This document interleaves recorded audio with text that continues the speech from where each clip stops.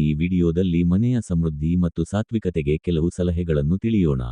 ಒಡೆದಿರುವ ಅಥವಾ ಬಿರುಕು ಬಿಟ್ಟಿರುವ ಕನ್ನಡಿ ಇಡಬೇಡಿ.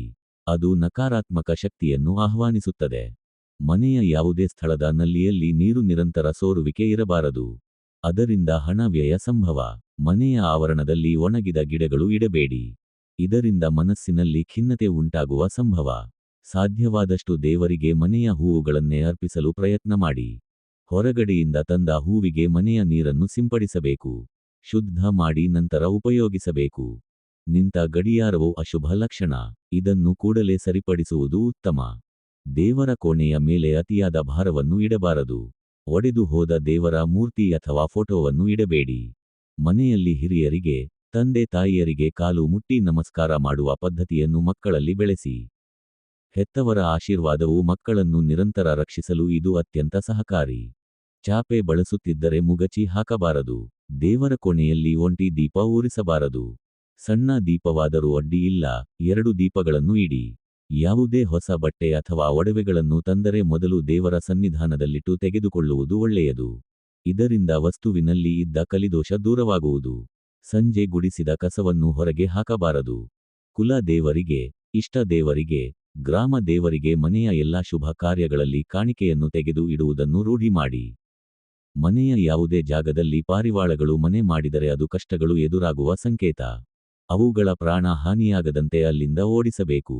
ಜೇಡರ ಬಲೆ ಮನೆಯಲ್ಲಿ ಕಟ್ಟಿದರೆ ಅದು ಅಶುಭ ತರುವ ಸಂಕೇತ. ಮನೆಯನ್ನು ಎಷ್ಟು ಶುಚಿಯಾಗಿ ಇಟ್ಟುಕೊಳ್ಳುತ್ತೇವೆ ಅಷ್ಟು ದೈವಿಕ ಕಳೆ ವೃದ್ಧಿಸುವುದು. ಬಾವುಲಿಗಳು ಮನೆಯ ಸರಹದ್ದಿನಲ್ಲಿ ವಾಸ ಮಾಡದಂತೆ ಎಚ್ಚರವಹಿಸಿ. ಜೇನಿನ ಗೂಡು ಮನೆಯಲ್ಲಿ ಕಟ್ಟಬಾರದು. ಸಾಧ್ಯವಾದಷ್ಟು ಮನೆಯೊಳಗೆ ಯಾವುದೇ ಜೀವಿಗಳಿಗೆ ಜೀವ ಹಾನಿ ಮಾಡಬೇಡಿ. ಹಿರಿಯರು ನಂಬಿಕೊಂಡು ಬಂದ ದೈವಗಳಿಗೆ, ಗ್ರಾಮ ದೇವರಿಗೆ, ಅವರದೇ ಆದ ಸಂಪ್ರದಾಯಗಳಿಗೆ ಗೌರವ ತೋರಿಸುವುದು ನಮ್ಮ ಆದ್ಯ ಕರ್ತವ್ಯ. ಉತ್ತರ ದಿಕ್ಕಿಗೆ ತಲೆ ಮಾಡಿ ಮಲಗಬಾರದು.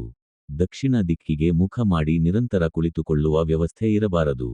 ಬರೀ ನೆಲದಲ್ಲಿ ಮಲಗುವುದಾಗಲಿ ಹರಿದ ವಸ್ತ್ರಗಳನ್ನು ಧರಿಸುವುದು ಮಾಡಬೇಡಿ. ಪ್ರತಿದಿನ ಬೆಳಗ್ಗೆ ಮತ್ತು ಸಂಜೆ ಸಂಧ್ಯಾ ಕಾಲದಲ್ಲಿ ದೇವರಿಗೆ ದೀಪ ಬೆಳಗುವ ಅಭ್ಯಾಸ ರೂಢಿ ಮಾಡಿ. ಸೂರ್ಯೋದಯ ಮತ್ತು ಸೂರ್ಯಾಸ್ತದ ಸಮಯದಲ್ಲಿ ವಿಷ್ಣು ಸಹಸ್ರನಾಮ ಅಥವಾ ನಿಮ್ಮ ಇಷ್ಟ ದೇವರ ಯಾವುದೇ ಸ್ತೋತ್ರ ಮಂತ್ರ ಪಠಿಸಿ ಅಥವಾ ಮನೆಯಲ್ಲಿ ಕೇಳುವಂತೆ ನಿತ್ಯ ವ್ಯವಸ್ಥೆ ಮಾಡಿ. ಇದರಿಂದ ಮನೆಯಲ್ಲಿ ಸ್ವಾತಿಕ ವಾತಾವರಣ ವೃದ್ಧಿಯಾಗುತ್ತದೆ. ಅಡುಗೆ ಮನೆಯಲ್ಲಿ ಔಷಧಗಳನ್ನು ಇಡಬೇಡಿ. ನೆಗೆಟಿವ್ ಎನರ್ಜಿ ಬರುವ ಅಪಾಯವಿರುತ್ತದೆ. ಆಹಾರ ಸೇವಿಸಿದ ನಂತರ ಎಂಜಲು ಮುಸರೆಗಳನ್ನು ತುಂಬಾ ಕಾಲ ಹಾಗೆಯೇ ತೊಳೆಯದೆ ಇಡಬೇಡಿ. ನೀವು ಮಲಗುವ ಕೋಣೆಯಲ್ಲಿ ಕನ್ನಡಿ ಇಟ್ಟುಕೊಳ್ಳಬೇಡಿ. ಒಂದು ವೇಳೆ ಕನ್ನಡಿ ತೆಗೆದು ಹಾಕಲು ಸಾಧ್ಯವಿಲ್ಲವೆಂದಾದರೆ ನಿಮ್ಮ ಮುಖ ಕಾಣದಂತೆ ಕನ್ನಡಿಯನ್ನು ದೂರ ಇಡಿ. ರಾತ್ರಿ ಹೊತ್ತಿನಲ್ಲಿ ಕನ್ನಡಿ ನೋಡುವುದು ಅಷ್ಟು ಸಮಂಜಸವಲ್ಲ. ವರ್ಷಕ್ಕೆ ಒಮ್ಮೆಯಾದರೂ ಗಣ ಹೋಮವನ್ನು ಮಾಡಿದರೆ ತುಂಬಾ ಉತ್ತಮ. ಇದರಿಂದ ವಾಸ್ತು ಸದೃಢವಾಗಿರುತ್ತದೆ. ವರ್ಷಕ್ಕೆ ಒಮ್ಮೆಯಾದರೂ ಬ್ರಾಹ್ಮಣ ಸುವಾಸಿನಿ, ಅತಿಥಿ ಸತ್ಕಾರ, ಪೂಜೆ ಮಾಡಿ ಯೋಗ್ಯರಿಗೆ ದಾನ ಮಾಡಿ. ಇದರಿಂದ ಸಂಪತ್ತು ದೈವಿಕ ರೂಪ ಪಡೆಯುತ್ತದೆ. ಸಾಧ್ಯವಿದ್ದಲ್ಲಿ ನಿತ್ಯವೂ ಮನೆಯ ಸಮೀಪದ ದೇವಾಲಯ, ಗ್ರಾಮದೇವರ ದರ್ಶನ ಉತ್ತಮ. ಸ್ನಾನವಿಲ್ಲದೆ ಊಟ ಮಾಡುವುದು ಒಳ್ಳೆಯದಲ್ಲ.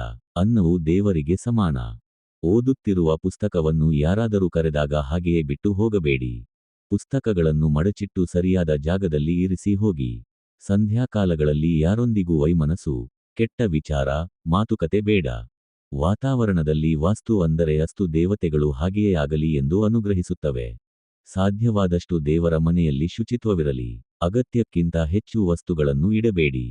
ದೇವರ ಉತ್ಸವ ಮತ್ತು ಆರತಿಗಳು ಇದ್ದಲ್ಲಿ ಇದ್ದು ನಿಂತು ಗೌರವವನ್ನು ತೋರಿಸಿ. ಧಾರ್ಮಿಕ ಆಚರಣೆಗಳಲ್ಲಿ ಭಾವನೆಗೆ ಅತ್ಯಂತ ದೊಡ್ಡ ಮಹತ್ವ. ಸುಮ್ಮನೆ ಯಾವುದೇ ಗಿಡ, ಮರ, ಕ್ರಿಮಿ, ಕೀಟ, ಪಶು ಪಕ್ಷಿಗಳಿಗೆ ಹಿಂಸಿಸಬೇಡಿ. ರಾತ್ರಿ ಊಟವಾದ ಮೇಲೆ ಊಟದ ಪಾತ್ರೆಗಳನ್ನು ಎಲ್ಲಾ ಖಾಲಿ ಮಾಡಿ ಸಾರಿಸಿ ಇಡುವುದು ಶುಭವಲ್ಲ. ಕೊನೆಯ ಪಕ್ಷ ಬೆಲ್ಲ ಅವಲಕ್ಕಿಯನ್ನಾದರೂ ಪಾತ್ರೆಯಲ್ಲಿ ಇರಿಸಿ. ಪ್ರತಿ ತಿಂಗಳಲ್ಲಿ ಬರುವ ಹಬ್ಬ ಹರಿದಿನಗಳ ಬಗ್ಗೆ ತಿಳಿದುಕೊಳ್ಳುವ ಜಿಜ್ಞಾಸೆ ಮಕ್ಕಳಲ್ಲಿ ಬೆಳೆಸಿ. ಸಾಧ್ಯವಾದಷ್ಟು ಮುಂಜಾನೆ ಅಥವಾ ಊಟಕ್ಕೆ ಮೊದಲು ಕಾಗೆಗಳಿಗೆ, ಪಕ್ಷಿಗಳಿಗೆ ಆಹಾರ ನೀಡುವ ಕ್ರಮ ಬೆಳೆಸಿಕೊಳ್ಳಿ. ಮನೆಯಲ್ಲಿ ಕುಡಿಯುವ ನೀರನ್ನು ಪ್ರತಿದಿನ ಬದಲಾವಣೆ ಮಾಡಿ. ಇಲ್ಲವಾದಲ್ಲಿ ಮಣ್ಣಿನ, ತಾಮ್ರದ ಪಾತ್ರೆಯಲ್ಲಿ ಇರಿಸಿ. ಬೆಳಿಗ್ಗೆ ಸ್ನಾನವಾದ ಮೇಲೆ ಮಕ್ಕಳಿಗೆ ದೇವರ ಕೋಣೆಯಲ್ಲಿ ನಿಂತು ಪ್ರಾರ್ಥನೆ ಮಾಡುವುದನ್ನು ಹೇಳಿಕೊಡಿ. ಮಕ್ಕಳ ಪ್ರಾರ್ಥನೆಗಳು ಬಹುಬೇಗ ಫಲ ಕೊಡುತ್ತವೆ. ಪೂಜೆ ಪುರಸ್ಕಾರಗಳಲ್ಲಿ ಮನೆಯ ಹಿರಿಯರನ್ನು ಮುಂದೆ ನಿಲ್ಲಿಸಿ ಪ್ರಾರ್ಥನೆ ಮಾಡಿಸಿ. ಹಿರಿಯರಿಂದ ಪ್ರಸಾದ ಸ್ವೀಕರಿಸಿ. ಇದು ನಮ್ಮ ಸನಾತನ ಧರ್ಮ. ಕುಟುಂಬದ ಶುಭ ಕಾರ್ಯಗಳಲ್ಲಿ ಸಾಧ್ಯವಾದಷ್ಟು ಭಾಗವಹಿಸಲು ಪ್ರಯತ್ನ ಮಾಡಿ. ದೇವರಿಗೆ ಪ್ರಾರ್ಥನೆಗೆ ಮತ್ತು ಬೇರೆಯವರಿಗೆ ದಾನಕ್ಕೆ ತೆಂಗಿನಕಾಯಿ ಕೊಡುವಾಗ ಅದರ ಜುಟ್ಟಿನ ಭಾಗ ನಿಮ್ಮ ದಿಕ್ಕಿನಲ್ಲಿ ಇರಲಿ. ಇದೇ ರೀತಿ ಬಾಳೆಹಣ್ಣು ಮತ್ತು ವೀಳ್ಯದೆಲೆಯ ತುದಿ ಭಾಗವೂ ಕೂಡ. ಪೂರ್ಣ ಕತ್ತಲೆ ಇರುವ ಕೋಣೆಯಲ್ಲಿ ಮಲಗಬಾರದು. ಸಣ್ಣ ಬೆಳಗಾದರೂ ಉರಿಯುತ್ತಿರಬೇಕು. ತಟ್ಟೆಯಲ್ಲಿ ಮೊದಲು ಅನ್ನವನ್ನು ಹಾಕಬಾರದು. ಯಾವುದಾದರೂ ಪಲ್ಯ, ಉಪ್ಪು, ಇತರೆ ಖಾದ್ಯವನ್ನಾದರೂ ಬಳಸಿಕೊಂಡು ನಂತರ ಅನ್ನವನ್ನು ಹಾಕಿಕೊಳ್ಳಬೇಕು. ದೇವರ ಕೋಣೆಯ ಎದುರು ಕಾಲು ಬಿಡಿಸಿ ಮಲಗುವುದು ಅಥವಾ ಕಾಲು ಬಿಡಿಸಿ ಕುಳಿತುಕೊಳ್ಳುವುದು ಅಥವಾ ದೇವರಿಗೆ ನೇರವಾಗಿ ಬೆನ್ನು ಹಾಕಿ ಕುಳಿತುಕೊಳ್ಳುವುದು ಮಾಡಬೇಡಿ. ಮುತ್ತೈದೆಯವರಿಗೆ ಶುಕ್ರವಾರ, ಮಂಗಳವಾರ, ಅತ್ತೆ ಮಾವಂದಿರ ಶ್ರಾದ್ದದಂದು, ಉತ್ಸವದಂದು, ಅಭ್ಯಂಜನರಂದು ಮಾತ್ರ ತಲೆ ಸ್ನಾನ ಮಾಡಬೇಕು. ಉಳಿದ ದಿನಗಳಲ್ಲಿ ಕಂಠ ಪರ್ಯಂತ ಸ್ನಾನ ಮಾತ್ರ. ಊಟ ಮಾಡಲು ಕುಳಿತುಕೊಂಡ ಮೇಲೆ ಊಟದ ಮಧ್ಯದಲ್ಲಿ ಎದ್ದು ಹೋಗಬೇಡಿ. ಊಟವು ಒಂದು ಯಜ್ಞಕ್ಕೆ ಸಮಾನ. ಮನೆಯಲ್ಲಿ ಹೊರಗೆ ಹೊರಟಾಗ ಮನೆಯವರಿಗೆ ಹೋಗಿ ಬರುತ್ತೇನೆ ಎಂದು ಹೇಳಬೇಕು, ಹೋಗುತ್ತೇನೆ ಎಂದು ಹೇಳಬಾರದು.